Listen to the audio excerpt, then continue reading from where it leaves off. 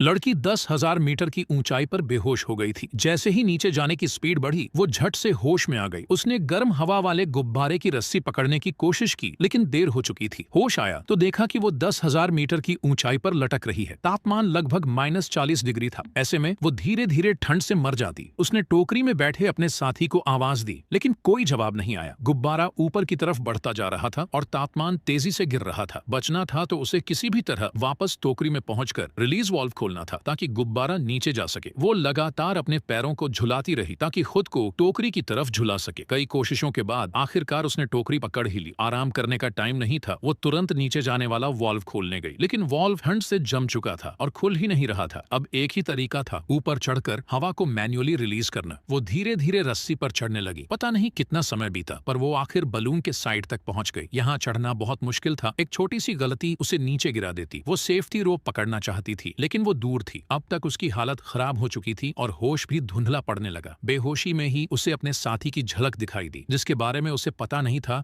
कि वो जिंदा है या नहीं। इसी ने उसके अंदर जीने की इच्छा फिर से जगा दी। उसने पूरी ताकत लगाई, अपना शरीर मोड़ा और पास की रस्सी पकड़ ली। फिर उसने सेफ्टी रोप खुद पर बांधी और किसी तरह गुब्बारे के ऊपर तक पहुंच गई। उसने वाल्व खोलने की कोशिश की, लेकिन वो नहीं खुला। मजबूर होकर वो खड़ी हुई, वाल्व पर पैर रखा और पूरा जोर लगाकर उसे खोल दिया। वापस बंद न हो इसलिए उसने चाकू निकाला, रस्सी काटी और जूता फंसा